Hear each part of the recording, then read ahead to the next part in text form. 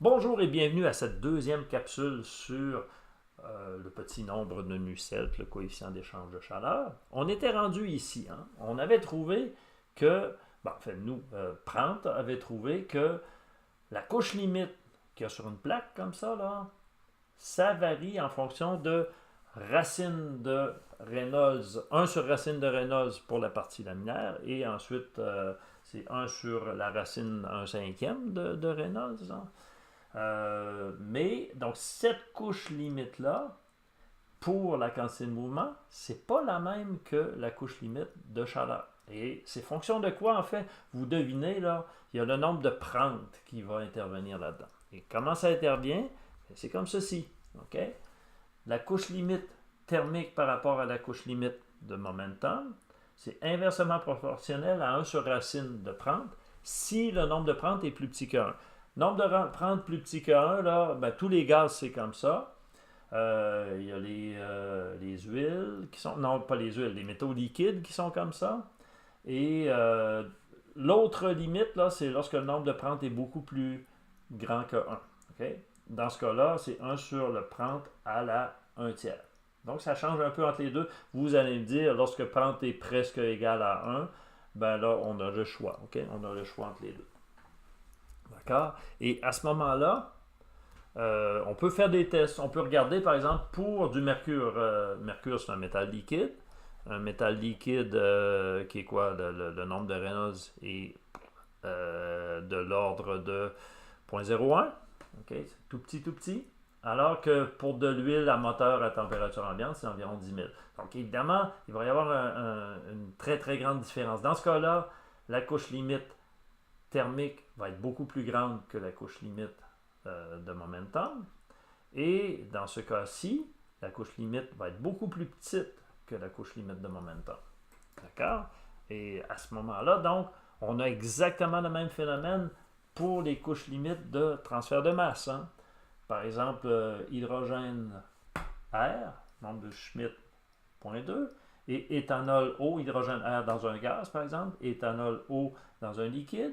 Vous voyez, les rapports, c'est pas aussi spectaculaire que tantôt, là, mais ça peut quand même être assez important. Vous voyez, 1/10 ici, alors qu'ici, c'est le double. Donc, les couches limites ne sont pas superposées. Vous voyez, ça ressemble à ça un peu. Donc, on a une couche limite ici beaucoup plus petite que la couche limite de quantité de mouvement. Dans l'autre cas, évidemment, si c'est thermique ou massique. La même chose, thermique ou massique, pour un nombre de Schmidt ou un nombre de Prandtl plus grand. Donc, les couches limites ne sont pas superposées. Hein. Et comment ça influence? Okay? Comment ça influence nos coefficients d'échange? Mais voyez, le coefficient d'échange multiplié par la différence de température, ça me donne quoi? On peut aller chercher la loi de Fourier, et la loi de Fourier va me donner le flux. Évidemment, si la distance est plus grande, ben ça me donne un gradient plus fort. Donc, le coefficient d'échange, en fait, devient plus fort. Donc, plus on approche ici, supposons que ça ici, c'est la température, plus on approche la température de la surface, la température du milieu infini, plus le gradient de température devient important et plus le coefficient d'échange devient important. Au contraire, plus on l'éloigne, moins le gradient devient important, moins le coefficient d'échange devient important. Okay? Donc, évidemment, ça dépend aussi de cas, là, mais cette proximité, l'épaisseur de la couche limite nous donne directement une idée du coefficient d'échange. En fait, c'est ça. Hein? Le coefficient d'échange, donc ici, que j'ai écrit, j'approxime la loi de Fourier par la différence de température, et donc je trouve que H, c'est proportionnel à la conductivité, mais inversement proportionnel à l'épaisseur de la couche limite.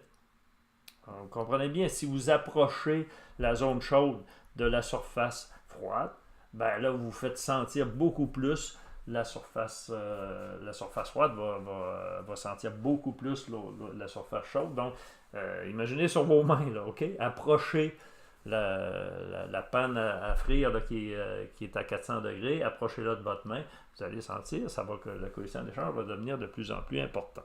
Donc, c'est exactement ce qui se passe. Et Si on essaye d'illustrer ça par des coefficients d'échange, et on va terminer avec ça, vous voyez, on a la zone laminaire sur une plaque. Là. On a la zone laminaire, et, oh, petite surprise, la transition ici s'effectue à un nombre de Reynolds. Un nombre de Reynolds qui représente quoi? Comme je vous le disais tantôt, la distance ici. Rho V fois X sur mu, ou V fois X sur nu, la viscosité cinématique. Donc la transition ici, on l'a observé expérimentalement, ça s'effectue pour un nombre de Reynolds défini comme ça, de l'ordre de 500 000. Okay?